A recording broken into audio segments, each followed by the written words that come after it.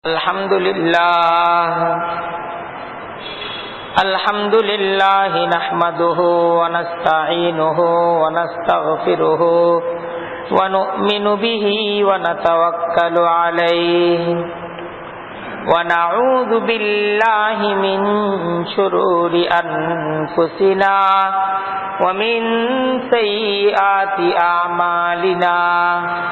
من يهده الله فلا مضل له ومن يضلله فلا هادي له ونشهد أن لا إله إلا الله وحده لا شريك له ونشهد أن سيدنا ومولانا محمدا عبده ورسوله أما بعد فأعوذ بالله من الشيطان الرجيم بسم الله الرحمن الرحيم فاسألوا أهل الذكر إن كنتم لا تعلمون صدق الله العظيم وصدق رسوله النبي الكريم ونحن على ذلك لمن الشاهدين والشاكرين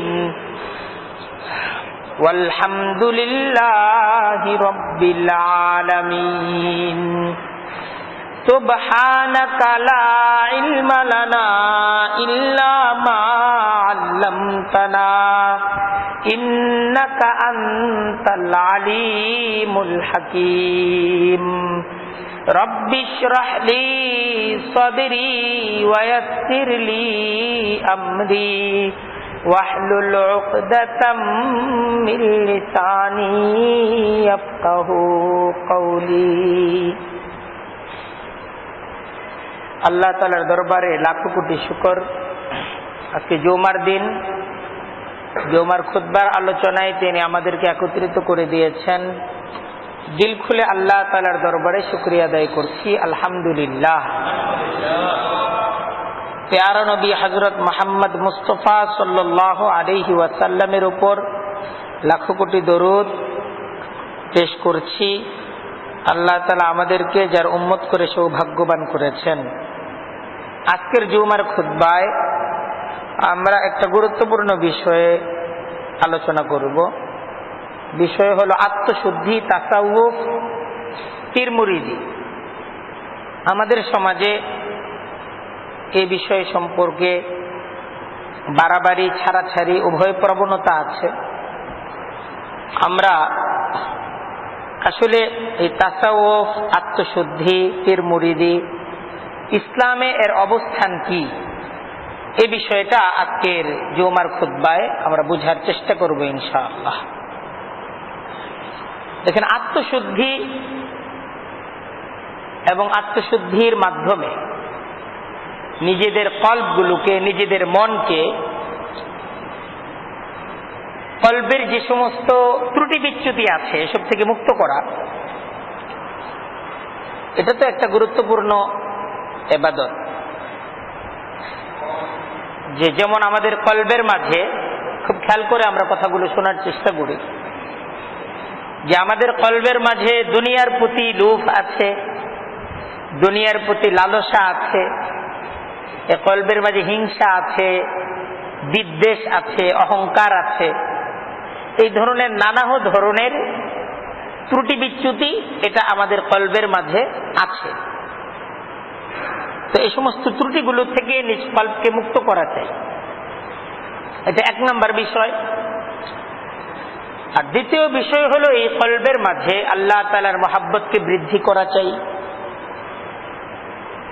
দুনিয়ার মহাব্বতকে কমানো চাই, আল্লাহর মহাব্বতকে বৃদ্ধি করা চাই,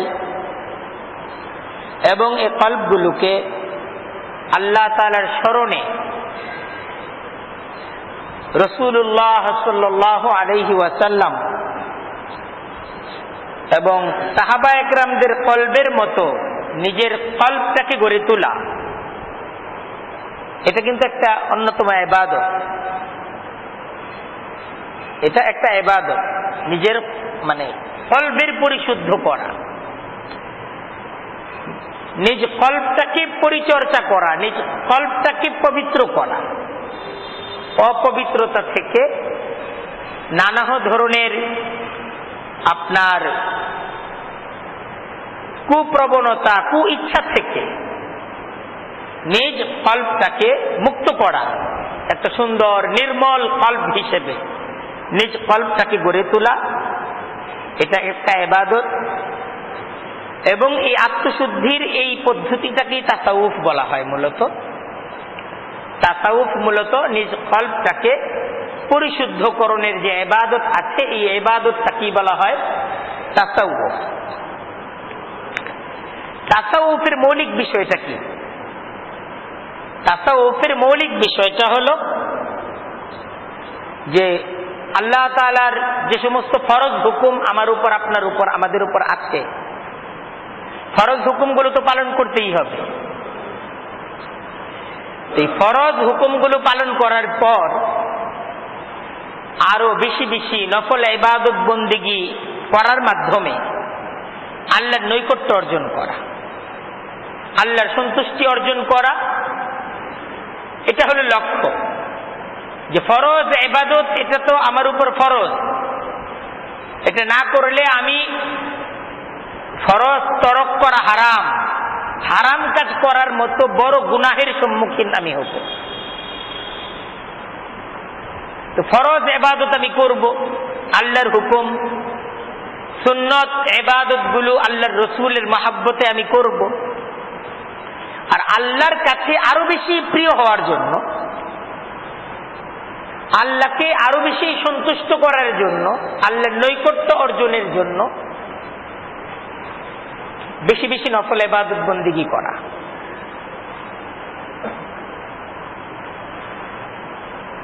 তো এই সমস্ত নফল ইবাদত বন্দেগীর যেন মনের মাঝে ইচ্ছা তৈরি হয়, নফল ইবাদত বন্দেগী করার একটা পরিবেশ, এটা যেন আমার মাঝে আসে।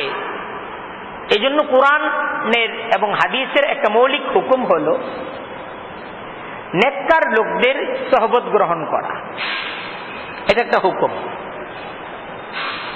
এবং অসৎকর্মী, পাপী, কাফের, এই ধরনের লোকদের থেকে নিজেকে দূরে রাখা, দুষ্কর্মী লোকদের থেকে নিজেকে দূরে রাখা, অন্যায়, অশ্লীল বিভিন্ন ধরনের কর্মের সাথে সম্পৃক্ত লোকদের থেকে নিজেকে দূরে রাখা, কাফের, মুশরিক, এদের থেকে নিজেকে দূরে রাখা, নিজেকে নেককার ব্যক্তিদের সমাজের মাঝে, নেককার ব্যক্তিদের সহবতের মাঝে দীর্ঘ সময় নিজেকে নিয়োজিত রাখা।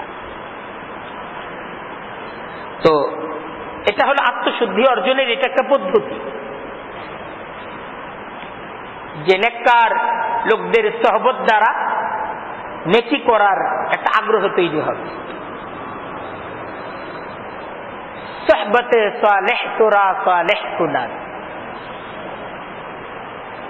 সোহবতে সালেহ তোরা সালেহ কুনাদ, যে নেককার ব্যক্তিদের সোহবত তোমাকে নেককার বানিয়ে দিবে। আর সোহবতে সালেহ তোরা সালেহ কুনাদ, আর খারাপ লোকদের সাথে উঠা বসা, এটা তোমাকে খারাপ বানিয়ে দিবে। নামাজি ব্যক্তিদের সাথে চললে তোমার নামাজ পড়তে হবে, বেনামাজি চললে তোমার নামাজ ছুটে যাবে। কথাটা ঠিক না? এই জন্য একটা হুকুম যে কুনু মা'আস সাদিকিন। আল্লাহ বলতেছেন ইয়া আইয়ুহাল্লাযীনা আমানু ইত্তাকুল্লাহ ওয়া কুনু মা'আস সাদিকিন, হে ঈমানদারেরা আল্লাহকে ভয় করো আর সাদিকিনদের সাথে থাকো, সত্যবাদীদের সাথে থাকো, সত্যের স্বীকৃতি দানকারী ব্যক্তিদের সাথে থাকো। এটা একটা মৌলিক হুকুম। তাই সৎ এবং মুত্তাকি নেককার লোকদের সহবতে থাকা, এটা হচ্ছে নফল ইবাদত। এটাও একটা নফল ইবাদত যে আপনি নেককার একজন মুত্তাকি ব্যক্তির সাথে আছেন, তার সহবত নিচ্ছেন, এটাকেও বলা হয়েছে ইবাদত।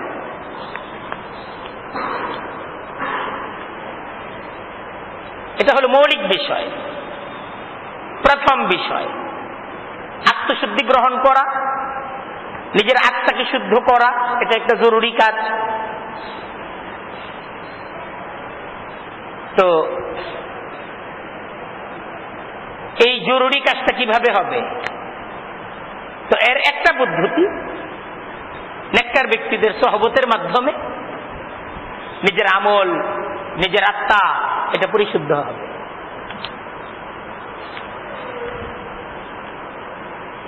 তো এই আত্মশুদ্ধি অর্জনের জন্য সাহাবা একরামদের যুগে আল্লাহ রসুল সাল্লাল্লাহু আলাইহি ওয়াসাল্লামের সাহাবা যারা ছিলেন তাদের আমল তো এটাই পাওয়া যায়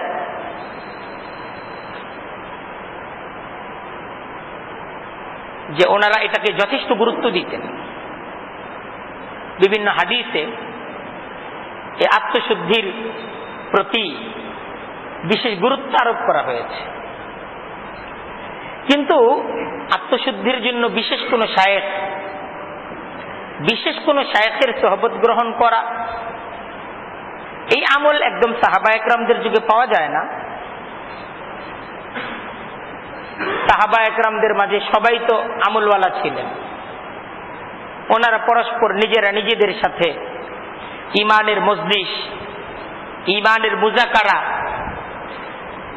এটা এত বেশি হইত যে ইমানের মুজাকারার মজলিসগুলোর মাধ্যমেই ওনাদের ইমান, ওনাদের আমল, ওনাদের আত্মা এটার পরিশুদ্ধি এবং এটার পবিত্রতার কাজটা এটা প্রতিনিয়ত সবসময় এটা একটা চলমান ধারা ছিল সাহাবা একরামদের যুগে। পরবর্তী সময়ে তৃতীয় চতুর্থ শতাব্দীর দিকে এই আত্মশুদ্ধির জন্য বিশেষ শায়েখের সোহবত গ্রহণ করা, বিশেষ উস্তাদের সোহবত গ্রহণ করা এবং এটাকে অনেকে বিশেষ গুরুত্ব আরোপ করেছেন এবং এইভাবে আত্মশুদ্ধির এ ধারা এটা পরবর্তী সময়ে আসে আমাদের কাছে। তো এই আত্মশুদ্ধি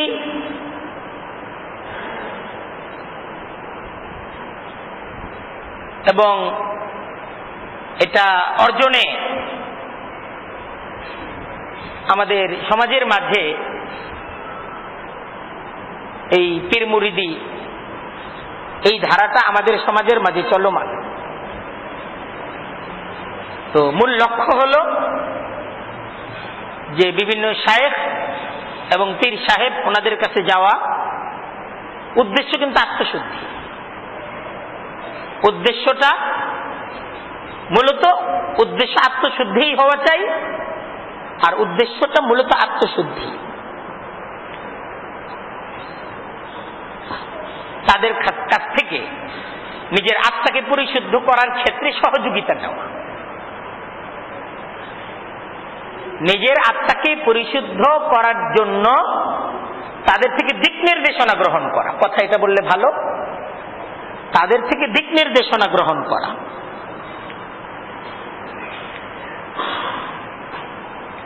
একজন মুসলমান হিসেবে ফরজ ইবাদত পালনের পর আমার উদ্দেশ্য হলো নফল ইবাদত পালনের মাধ্যমে আল্লাহর নৈকট্য আমি অর্জন করতে চাই।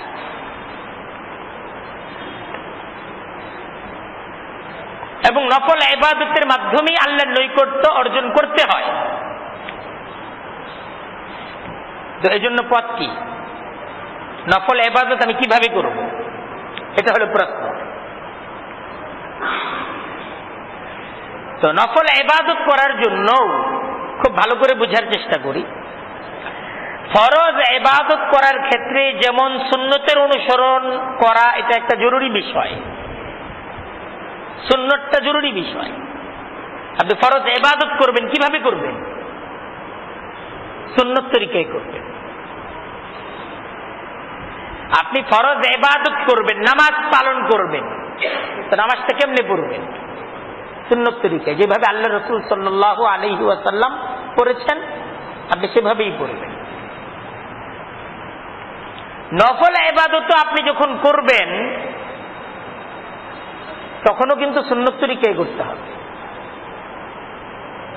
না। নফল ইবাদত নিজের মন মতো, সুন্নত তরিকায়। ফরজ ইবাদত এটাও সুন্নত তরিকায় করতে হবে। আমি যখন নফল কোন ইবাদত বন্দেগী করব ওইটাও সুন্নত তরিকায় করতে হবে। কারণ আল্লাহকে সন্তুষ্ট করার একমাত্র পথ হলো সুন্নত।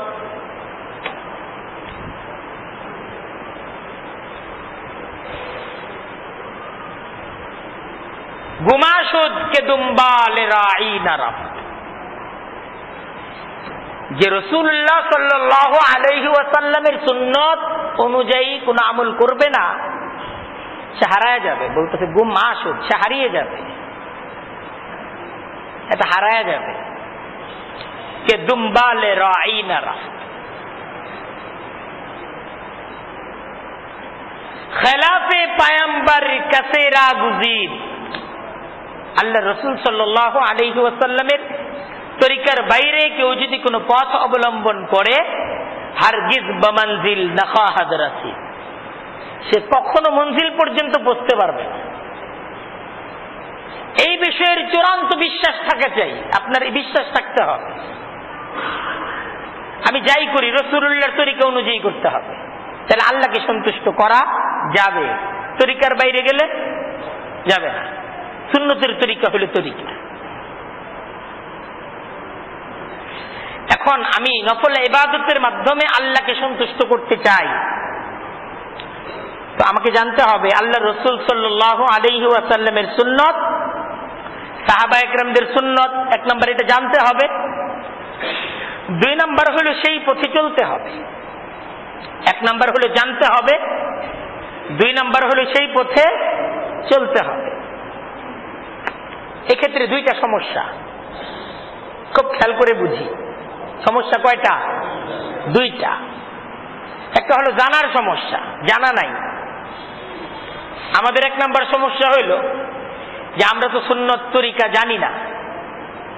নিজেরা কোরআন এবং হাদিস পড়ে আল্লাহকে পাওয়ার পথ এবং পদ্ধতি নিজেরা বুঝবো, নিজেরা গবেষণা করব, এই পরিমাণ লম্বা গবেষণার সময় নাই, আর ওই পরিমাণ যোগ্যতা নাই।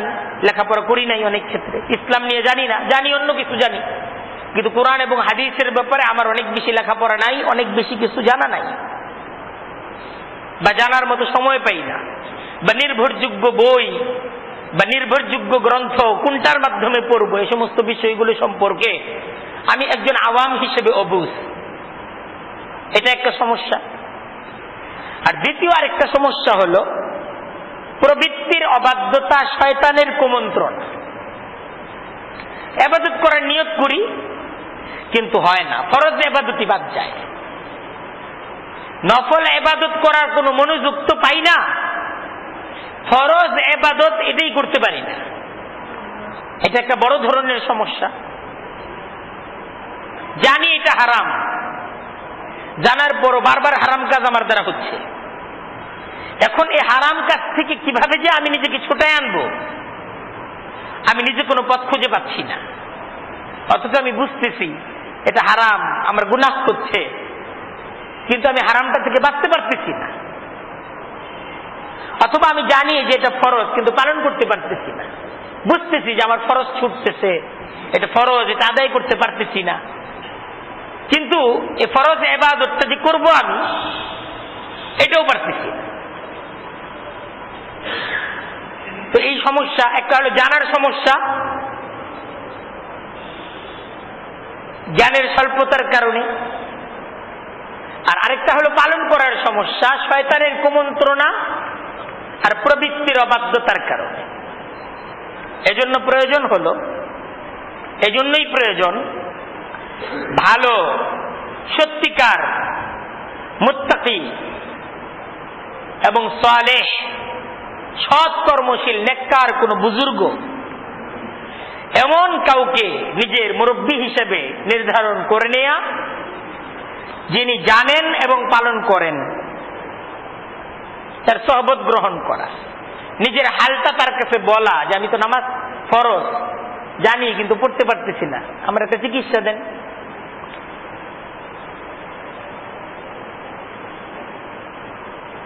আমাকে এটা হারাম কিন্তু আমি ছাড়তে পারতেছি না, আমি এটা নেশার মাঝে পড়ে গেছি, বাঁচবো কিভাবে? আপনার কাছে যদি কোনো চিকিৎসা থাকে, আপনার কাছে যদি কোনো কৌশল থাকে, সে কৌশলের মাধ্যমে আমাকে সাহায্য করেন। এমন কারো সোহবত গ্রহণ করা। তো সোহবতের উদ্দেশ্য হলো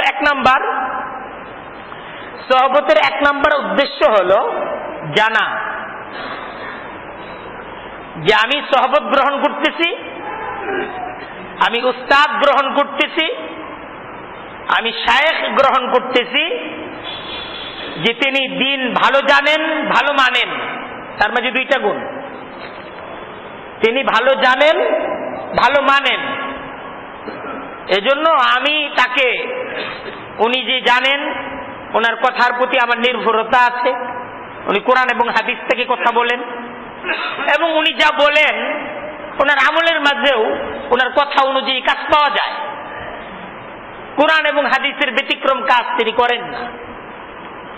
তো এমন ব্যক্তির সোহবত গ্রহণ করে, তার সান্নিধ্য গ্রহণ করে, তার কাছ থেকে দ্বীনের মৌলিক বিষয়গুলো, ফরজ বিষয়গুলো জানার চেষ্টা করা, নফল ইবাদত গুলো কিভাবে করতে আমি আল্লাহ তাআলার নৈকট্য অর্জন করতে পারবো, আমার ইবাদত বন্দেগী এটার মাঝে যেন বাড়াবাড়ি ছাড়াছাড়ি না হয়, আমার উপর পারিবারিক জিন্দেগিতে আমার পরিবারের হক আছে, সমাজের হক আছে, এই সমস্ত হকগুলো আদায় করার সাথে সাথে আমি নফল ইবাদতের মাধ্যমে আল্লাহকে সন্তুষ্ট করার পথ এবং পদ্ধতি বুঝতে চাই।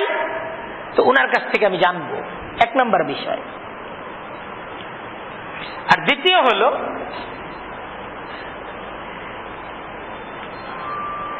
আমার এই ইবাদত পালনের ক্ষেত্রে যে সমস্ত ত্রুটি বিচ্যুতিগুলো হয়, আমি ত্রুটি বিচ্যুতিগুলো তার কাছে পেশ করব এবং ওনার দেয়া চিকিৎসা এটাকে গ্রহণ করব। দ্বিতীয় বিষয়, এক নম্বর জানা, না জানার কারণে আমার মাঝে যে ত্রুটি আছে এটাকে দূর করা। আর দ্বিতীয় হলো পালন করতে গিয়ে শয়তানের কুমন্ত্রণা এবং নফসের অবাধ্যতা, প্রবৃত্তির অবাধ্যতা, এটার মোকাবেলা করার কৌশলগুলো, এই কৌশলগুলো সম্পর্কে অবগত হওয়া এবং প্রচেষ্টা চালানো। এই দুইটা উদ্দেশ্য হলো মৌলিক উদ্দেশ্য। তৃতীয়, এটাও আমরা উদ্দেশ্য হিসেবে গ্রহণ করতে পারি প্রথম দুইটার পর, যে মুত্তাকি একজন মানুষের সোহবত গ্রহণ করা, এটাও একটা ইবাদত। একজন নেককার লোককে তার সোহবত গ্রহণ করা, এটাও একটা নফল ইবাদত। তাই তার সাথে থাকা, ইবাদতের নিয়তে থাকা, শিখার নিয়তে থাকা। আর চতুর্থ আরেকটা উদ্দেশ্য হতে পারে আল্লাহর ওয়াস্তে তাকে ভালোবাসা, এটাও একটা গুরুত্বপূর্ণ ইবাদত। আল হুব্বু ফিল্লাহ, আল হুব্বু ফিল্লাহ, একজন ব্যক্তিকে ভালোবাসা শুধুই মাত্র আল্লাহর ওয়াস্তে, আল্লাহকে সন্তুষ্ট করার জন্য। উনি আল্লাহ ওয়ালা, তাই আমি তাকে ভালোবাসি। দিলের মাঝে আল্লাহ ওয়ালার প্রতি একটা ভালোবাসা, এটা নিজের দিলের মাঝে রাখা, তার প্রতি মহব্বত রাখা, আল্লাহ ওয়ালা ব্যক্তিদের সাথে মহব্বত রাখা, এটাকে বলা হয়েছে আল হুব্বু ফিল্লাহ ওয়াল বুগযু ফিল্লাহ। এবং আল্লাহর অবাধ্য, আল্লাহর পথ থেকে বিচ্যুত ব্যক্তিদের থেকে দূরে থাকা, এটাও একটা গুরুত্বপূর্ণ ইবাদত। তো আল্লাহর পথে চলার জন্য এই চারটা বিষয়, এটা আমাদের একটা মাধ্যম হতে পারে। আত্মশুদ্ধির এটা একটা মাধ্যম, নিজের আত্মাকে পবিত্র করার জন্য এটা একটা তরিকা বলতে পারেন। যে আল্লাহওয়ালা ব্যক্তির সোহবত গ্রহণ করে তার কাছ থেকে নবী করিম সাল্লাল্লাহু আলাইহি ওয়াসাল্লামের সুন্নাত, আল্লাহর দ্বীনের বুঝ গ্রহণ করা। এক। দুই হলো আল্লাহর পথে চলতে গিয়ে যে সমস্ত বাধা বিপত্তি পারিবারিক সামাজিক ব্যক্তিগত এই সমস্ত বিষয়গুলো তার কাছে পেশ করে তার কাছ থেকে দিনই সমাধান গ্রহণ করা।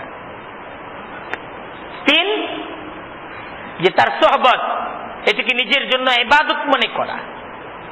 আল্লাহ ওয়ালা ব্যক্তিদের সোহবত ইবাদত, এটাকে ইবাদত মনে করা, নফল ইবাদত। চার হলো আল হুব্বু ফিল্লাহ, আল্লাহর ওয়াস্তে তাকে ভালোবাসা।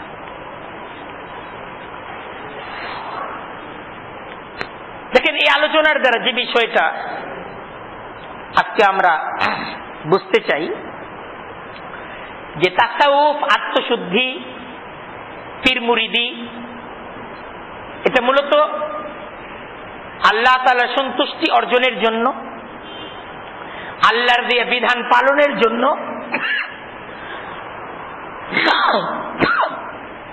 শরীয়ত পালনের জন্য, শরীয়তের বাইরে যাওয়ার জন্য না। আল্লাহ তাআলার দেয়া ফরজ ইবাদত গুলো পালন করার সাথে সাথে আমি কিভাবে আরো অতিরিক্ত নফল ইবাদত পালন করার মাধ্যমে আল্লাহর নৈকট্য অর্জন করতে পারি, সেই প্রচেষ্টার একটা মাধ্যম হলো এই শায়েখের সোহবত গ্রহণ করা, বিভিন্ন পীরের সোহবত গ্রহণ করা। এই মূল লক্ষ্যটা হলো আত্মশুদ্ধি, আত্মার পবিত্রতা, নিজ আত্মাটাকে বিভিন্ন ধরনের খারাপ প্রবণতা থেকে মুক্ত করা। এটা জরুরি বিষয়। কিন্তু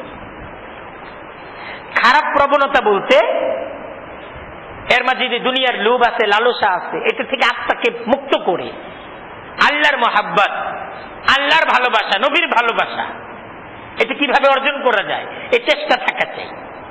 এটাও একটা চেষ্টা। কিন্তু নামাজ তো একটা ফরজ ইবাদত, রোজা এটা একটা ফরজ ইবাদত, কিন্তু এই ইবাদতের সাথে সাথে নিজের দিল, নিজের কলব, এটাকে পরিশুদ্ধ করা। কলবের মাঝে দুনিয়ার মহাব্বত, তাই নামাজের প্রতি মহাব্বত নাই, নামাজ পড়ি ফরজ, তাই মসজিদে আসি, কিন্তু কলব, দিলটা পড়ে থাকে দোকানে, দিলটা চলে যায় বাজারে, দিলটা ব্যাংকের মাঝে পড়ে থাকে। এরকম দিল কিভাবে গড়ে তোলা যায় যে আমি থাকবো তো বাজারে, দিলটা থাকবে নামাজে, আমি থাকবো তো বাসা বাড়িতে, কিন্তু আমার দিল এটা থাকবে নামাজে, এটা থাকবে মসজিদে। وقلبه معلق بالمساجد, যে কলবটা মসজিদের সাথে কিভাবে বেঁধে রাখা যায়।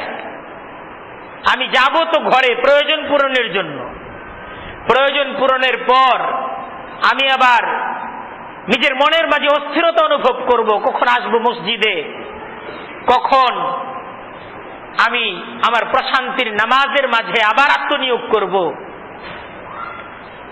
এজন্য নিজের কলবের মাঝে একটা অস্থিরতা অনুভব করা, এটা ছিল সাহাবা একরামদের সত্যিকারের হালত। ওনাদেরও বাসা বাড়ি ছিল,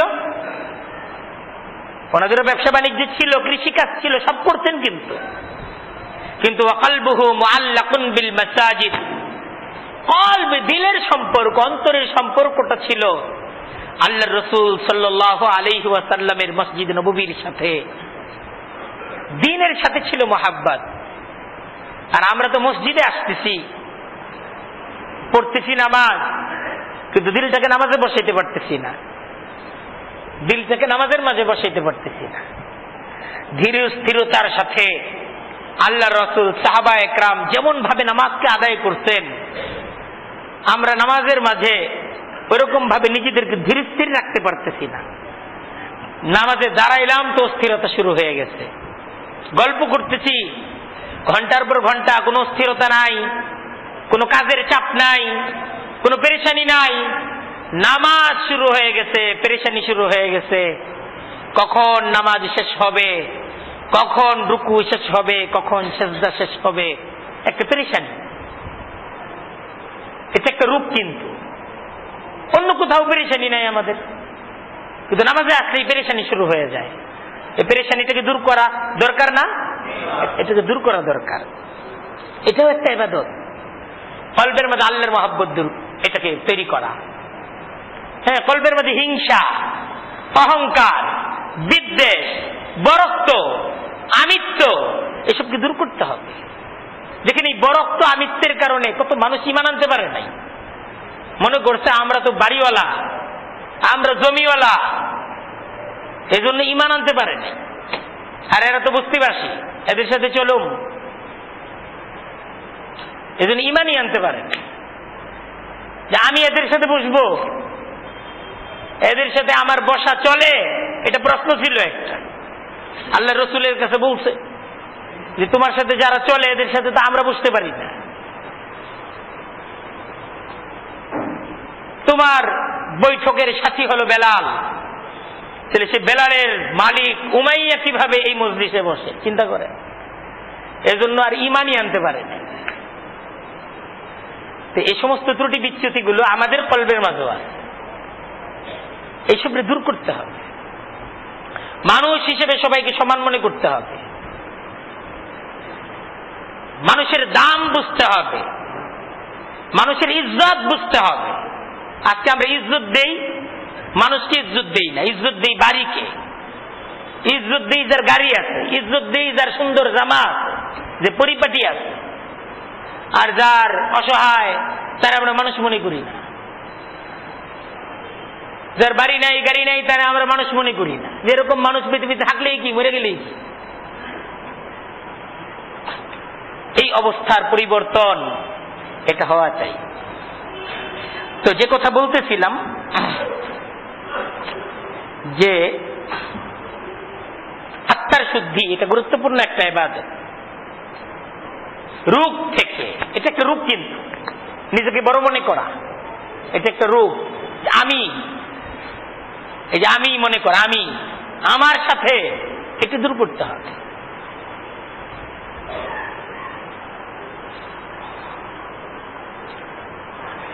তো এটা দূর করার ক্ষেত্রে অনেক পদ্ধতি আছে। কোন শায়েখের সোহবতের মাধ্যমে, কোন মুরব্বীর সোহবতের মাধ্যমে, কোন মুরব্বীর চিকিৎসার মাধ্যমে এটা দূর হইতে পারে না। তো এটা দূর হওয়া হলো মূল বিষয়।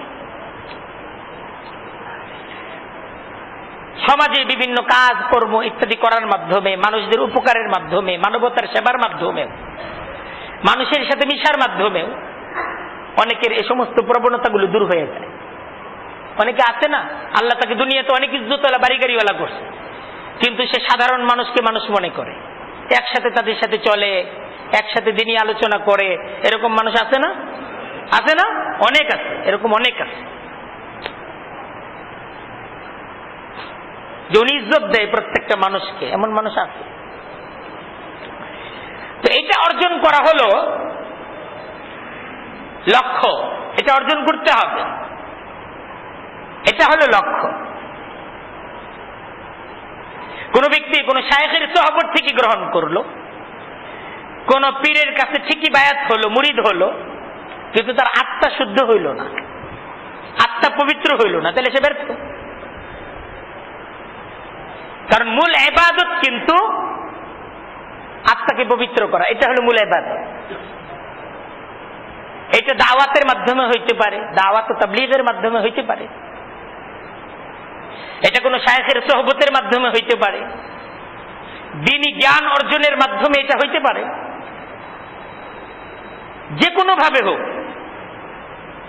মানুষদেরকে আপনি দাওয়াত দিচ্ছেন, ছোট বড় সবার কাছে যাচ্ছেন ইসলামের দাওয়াত নিয়ে, এর মাধ্যমে নিজের মাঝে যে আমিত্ব ছিল, আমিত্ব আস্তে আস্তে খতম হয়ে যাইতেছে, এটা দূর হয়ে যাইতেছে।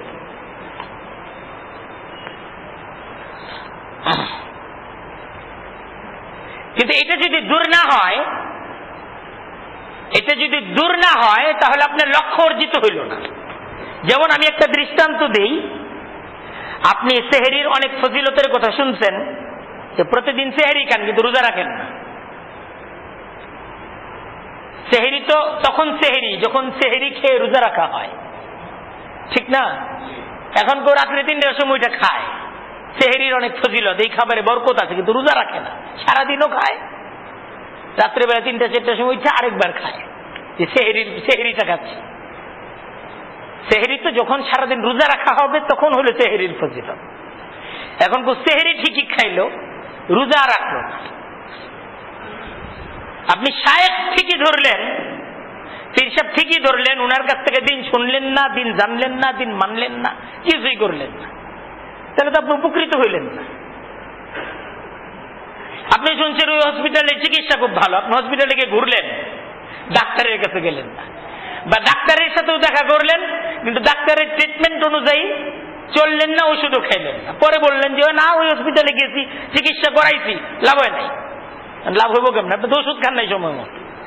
ওষুধ 2 দিন খায়, 7 দিনের ঔষধ, বাকি 5 দিন ওষুধ খান নাই। উপকার তো তখন যখন শায়েখের সোহবতের মাধ্যমে, বাইআতের মাধ্যমে, আমি ওনার সাথে একটা অঙ্গীকারের মাধ্যমে নিজের আত্মাকে পরিশুদ্ধ করব, ওনার দেওয়া সাজেশন, চিকিৎসা এটাকে গ্রহণ করব, তখন হলো ফায়দা। এই একটা বিষয় গেল। তৃতীয় আরেকটা বিষয়ের আলোচনা করতেছি সংক্ষেপে। দেখেন, শায়েখ বা পীর এই জাতীয় শব্দ কিন্তু কোরআন শরীফেও নাই, হাদিসেও নাই। অনেকের কথা আছে এই শব্দ কোরআন শরীফে নাই, আসলেই তো নাই। কারণ প শব্দ এটা তো কোরআন শরীফে নাই। পে আরবিতে এরকম কোন অক্ষর আছে? নাই, এটা ফার্সিতে আছে। এই শব্দ কোরআন শরীফে নাই। কোরআন শরীফে আসছে কি মুত্তাকি, সাদিক। তোমরা মুত্তাকি ব্যক্তিদের সহচর্য গ্রহণ করো, সাদিকিনদের সাথী হও। সাদিকিন মানে সত্যবাদী। সালিহিনদের সাথী হও, সালিহিন মানে নেককার। মুত্তাকি, সাদিকিন, সালিহিন এই সমস্ত ব্যক্তিদের সাথে থাকা, এই সমস্ত ব্যক্তিদের থেকে সোহবত গ্রহণ করা, কুরআনে কারীমে এই বিষয়ে নির্দেশনা দেয়া আছে। পরবর্তী যুগে দেখা গেছে যেটা, যাদের মাঝে এ সমস্ত গুণগুলো পাওয়া গেছে, অর্থাৎ যারা মুত্তাকি, যারা সালিহিন, যারা সাদিকিন, তাদেরকে আরবিতে শায়েখ বা মুরব্বী। শায়েখ শব্দের অর্থ কি? মুরব্বী, বৃদ্ধ। আমরা যেরকম বলি এই মুরব্বী, বাংলায় অনেককে বলি দেখা হইলে মুরব্বী, একটু কথা বলবো। তো আরবিতে হলো শায়েখ শব্দ মানে মুরব্বী। ফার্সিতে পীর শব্দের অর্থ মুরব্বী, পীর শব্দের অর্থও হলো বৃদ্ধ, একই অর্থ। এই পরবর্তী সময়ে দেখা গেছে যে আরবি ভাষায় এ সমস্ত গুণাবলী সম্পন্ন ব্যক্তিদেরকে শায়েখ, আর এ সমস্ত গুণাবলীর ব্যক্তিদেরকে ফার্সি ভাষায় পীর, এ সমস্ত নামে পরবর্তীতে সম্বোধন করার চল এটা আমাদের মাঝে আসছে।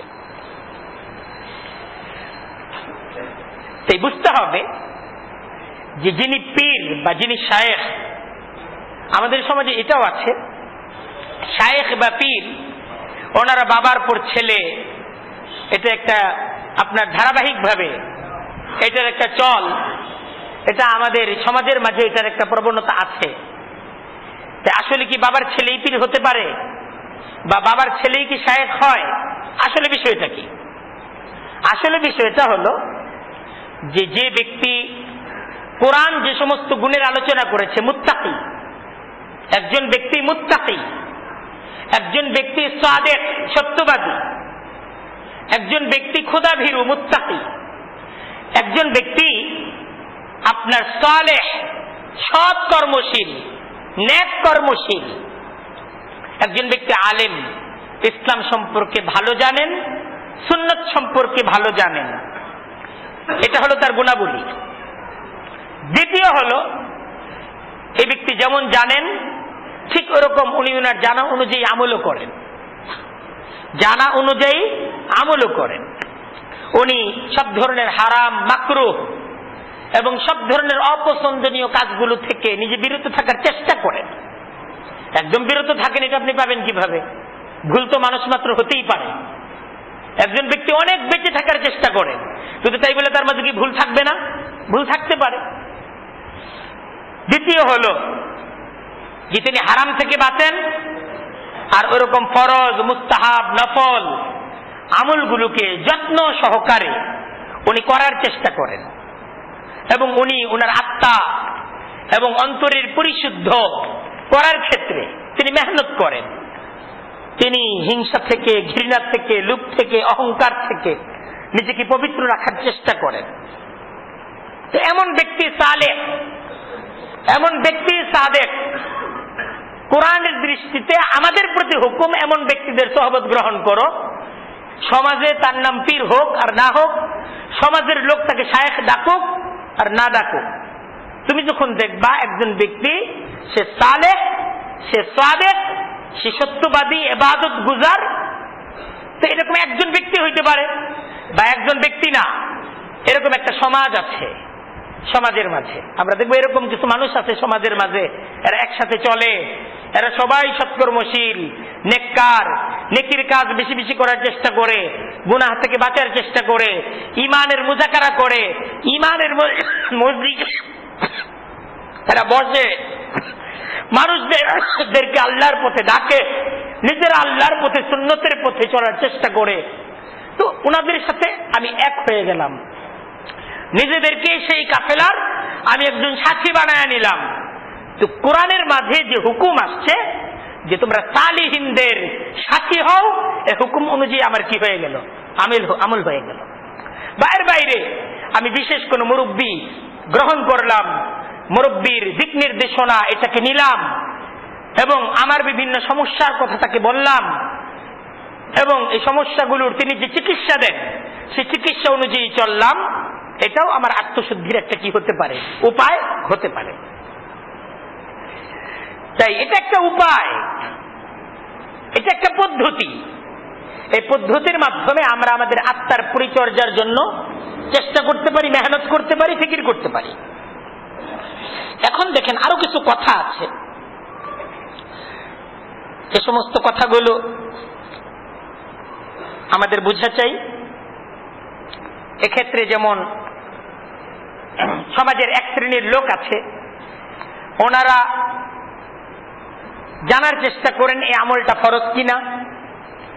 আমলটা যদি ফরজ হন তখন ওনারা মনে করেন যে আমলটা করা চাই, আর যখন ওনারা ওনাদের গবেষণার দ্বারা জানার দ্বারা বুঝতে পারেন যে আমলটা নফল আমল, এটা না করলেও সমস্যা নাই, তখন ওনারা এটাকে বাদ দিয়ে দেন যে না, এটা তো ফরজ না। আসলে এটা উচিত না।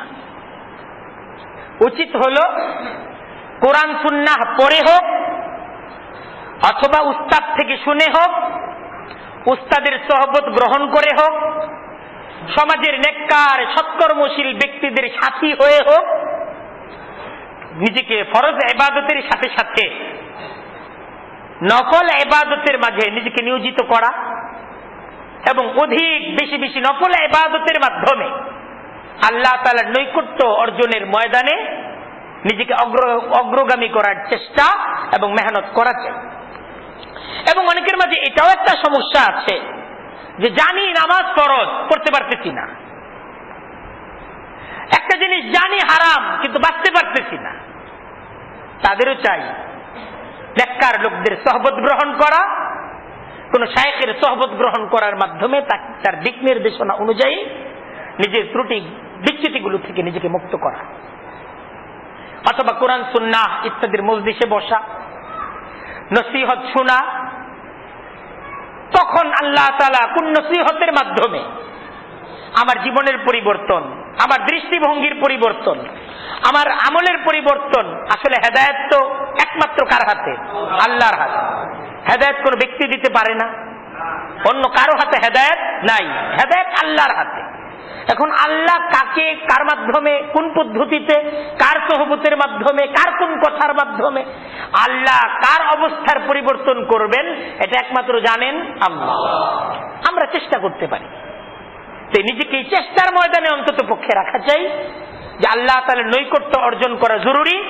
এজন্য আমার ফরজ ইবাদতের সাথে সাথে নফল ইবাদত বন্দিগিতেও কিভাবে আত্মনিয়োগ করতে পারি, এটার জন্য চেষ্টা ফিকির থাকা চাই।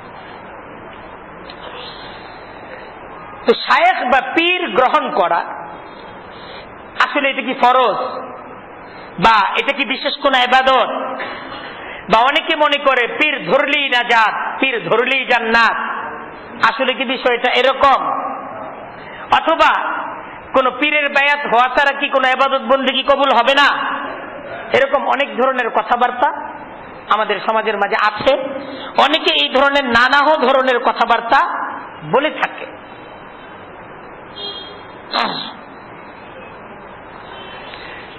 তো এই বিষয়ে আমাদের যেটা বোঝা চাই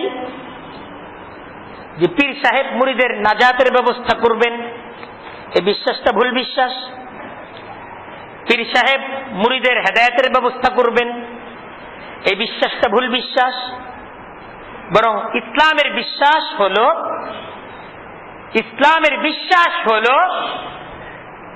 বরং মুসলমানের বিশ্বাস হলো যে নিজের ইবাদত, নিজের আমল এটা নিজেকেই করতে হবে, পীর বা শায়েখ বা উস্তাদের কাছে যেতে হবে জানার জন্য, শিখার জন্য। কথাটা সবাই বুঝতে পারছেন? যাইতে হবে জানার জন্য, শিখার জন্য। জানতে হবে আমাকে, শিখতে হবে আমাকে, আমল করতে হবে কাকে? আমাকে। আমি যদি জানার পর, শিখার পর আমল করতে পারি তাহলে আমি মুক্তি পাবো, ঠিক না? সঠিক মানুষের কাছে যেতে হবে, সঠিক জিনিস জানতে হবে, এটা হলো মূল বিষয়। অন্যের কর্ম, পীর সাহেবের আমল, এটা তো আমাকে মুক্তি দিবে না। পীর সাহেবের আমল আমাকে মুক্তি দিবে না, দিবে না। কোরআনের দেখেন, কোরআন তো পরিষ্কার বলতেছে, কুল্লু নাফসিন বিমা কাসাবাত রাহিনা, প্রত্যেকটা ব্যক্তি তার নিজের আমলের জন্য সে দায়বদ্ধ। কোরআন বলতেছে আমলাম ইউনাব্বা বিমা ফি সুহফি মূসা, আমলাম ইউনাব্বা, তারা কি এই সংবাদ পায়নি? বিমা ফি সুহফি মূসা, হযরত মূসা আলাইহিস সালামের সহিফার মধ্যে কি ছিল? তো তারা কি জানে না যে হযরত মূসা আলাইহিস সালামের সহিফা, সহিফা মানে কিতাব, তৌরাত, তৌরাতের মাঝে কি আমার হুকুম ছিল ওরা জানে না? ওয়া ইব্রাহিম আল্লাযী ওয়াফা, আল্লাহ বলতেছেন যে ইব্রাহিম আমার নবী, তাকে আমি যে কিতাব দিয়েছিলাম, এটা অনেকেই হয়তো জানে না। হযরত ইব্রাহিম আলাইহিস সালামের কাছে সহিফা নাজিল হয়েছিল, ছোট কিতাব। 4টা আসমানি কিতাব তো বড়, তৌরাত, জবুর, ইনজিল আর কোরআন। এছাড়া আরো বিভিন্ন নবীর কাছে ছোট ছোট বিভিন্ন কিতাব, সহিফা নাজিল হয়েছে। হযরত ইব্রাহিম আলাইহিস সালামের কাছেও আল্লাহ তাআলার পক্ষ থেকে সহিফা নাজিল হয়েছিল। কোরআন শরীফের মাঝে তার কথা আছে, ওয়া সুহফি ইব্রাহিম, সুহফি মূসা ওয়া ইব্রাহিম আল্লাযী ওয়াফা। আল্লাহ বলছেন ইব্রাহিম যে তার রবের দায়িত্ব পূর্ণ করেছে, তার কাছে রবের পক্ষ থেকে যে কিতাব দেওয়া হয়েছিল, সে কিতাবের দাওয়াত কি ছিল?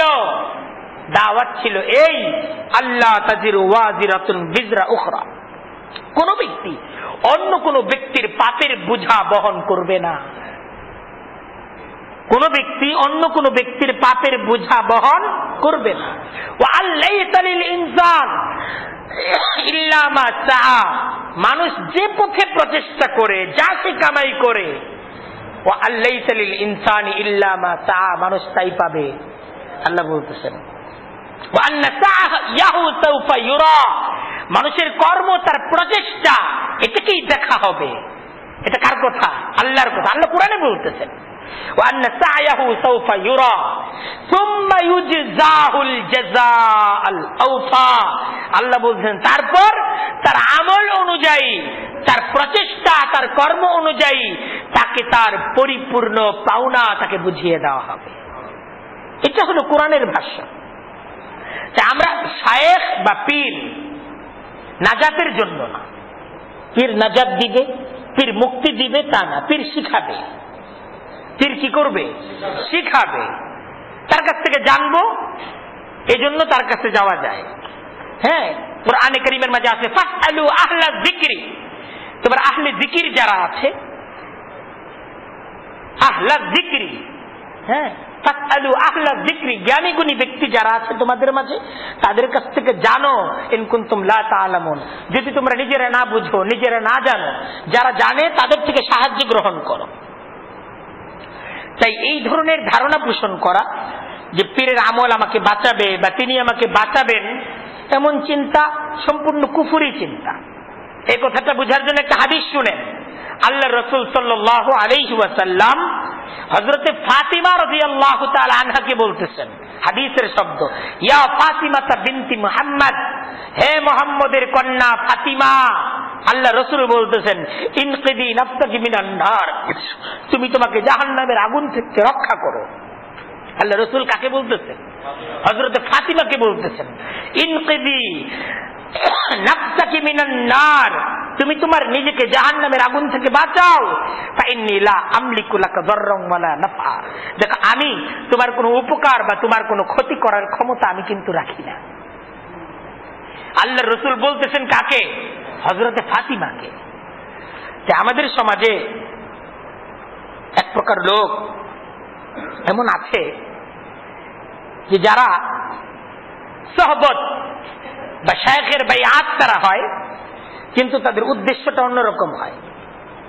এই ধরনের প্রবণতাটা খুব কম মানুষের, আমি তো বলতে চাই না নাই, যে যারা জানার জন্য, শিখার জন্য, নিজের আমলকে পরিশুদ্ধ করার জন্য, নিজের আত্মাকে শুদ্ধ করার জন্য যারা বায়াত গ্রহণ করেন বা কারো সোহবত গ্রহণ করেন, কারো কাছ থেকে চিকিৎসা গ্রহণ করেন, এমন মানুষ নাই এটা বলবো না, আছে। কিন্তু অধিকাংশ মানুষ দেখা যায় তাদের উদ্দেশ্য হয় বিপদ আপদ থেকে রক্ষা, উদ্দেশ্য হয় রোগ বিপদ, রোগ বালা মুসিবত থেকে মুক্তি ইত্যাদি বিভিন্ন উদ্দেশ্যে তারা বিভিন্ন খানকায়, বিভিন্ন পীর সাহেবদের কাছে যাওয়া আসা করে। এই ধরনের লোকের সংখ্যাটাই বেশি, বেশি না? ব্যবসায় উন্নতি হইতেছে না তো পীর সাহেবের কাছে যায়, সন্তান হইতেছে না এই জন্য পীর সাহেবের কাছে যায়। হ্যাঁ, এটা কিন্তু পীর সাহেবের কাছে যাওয়ার কোনো উদ্দেশ্য না। শায়েখের কাছে যাওয়ার কোন উদ্দেশ্য এটা হইতে পারে না, কারণ আল্লাহর সাথে আমাদের একটা কমিটমেন্ট আছে, একটা চুক্তি আছে। সেই চুক্তিটা হলো ইয়াকা না'বুদু ওয়া ইয়াকা নাস্তাঈন। খুব বুঝেন, আপনারাই এইটা প্রতিদিন পড়েন, পড়েন না? প্রতিদিন আমরা পড়ি ইয়াকা না'বুদু, আল্লাহ তোমারই ইবাদত করি, ওয়া ইয়াকা নাস্তাঈন, আল্লাহ আমি শুধু তোমারই কাছে সাহায্য প্রার্থনা করি। ইয়াকা নাস্তাঈনু, তোমারই কাছে সাহায্য প্রার্থনা করি। তাহলে সাহায্যের জন্য, নিজের প্রয়োজন পূরণের জন্য অন্য কোথাও যাওয়া, তাহলে এই অঙ্গীকারকে ভঙ্গ করা না? অঙ্গীকারকে ভঙ্গ করা। আপনি যান শিখার জন্য, যান, যেখানে গেলে শিখা যাবে সেখানে যান, নিজের ত্রুটি বিচ্যুতি ইত্যাদিগুলো থেকে মুক্ত হওয়ার জন্য যান, কিন্তু বালা মুসিবত থেকে মুক্ত হওয়ার জন্য, ব্যবসার উন্নতির জন্য, হ্যাঁ, ছেলের বিয়ে হয় না বিয়ের জন্য, হ্যাঁ, তারপর হলো বাচ্চা হয় না বাচ্চা হওয়ার জন্য, এইসব তো আল্লাহর কাছে চাইতে হবে। আল্লাহ কোরআনে কারীমে আলোচনা করছেন, যেটা আমার কাছে চাও, চাওয়াটা তো আল্লাহর কাছে। ওয়া আলাল্লাহি ফাতাওয়াক্কালু ইন কুনতুম মুমিনিন, আল্লাহ বলতেছেন যদি তোমরা মুমিন হও আল্লাহর উপর ভরসা করো, আল্লাহর কাছে চেয়ে দেখো। তাই এই ধরনের প্রবণতা থেকে আমাদেরকে মুক্ত হতে হবে। এটা কিন্তু পরিষ্কার কুফরি এবং নিজেকে শিরকের মাঝে জর্জরিত করে নেয়া, এটা থেকে আমাদেরকে মুক্ত হতে হবে। আল্লাহ তাআলা আমাদের সবাইকে বুঝার, সেই অনুযায়ী নিজেদের জীবনের সকল কাজে ভারসাম্যপূর্ণ রীতি অবলম্বন করার তৌফিক দান করুক। আলোচনার সারাংশ হলো, শিখার জন্য যেতে হবে, প্রয়োজন পূরণের জন্য একমাত্র মালিককে, আর কারো কাছে যাওয়া যাবে না। আল্লাহ বুঝার তৌফিক দান করুক।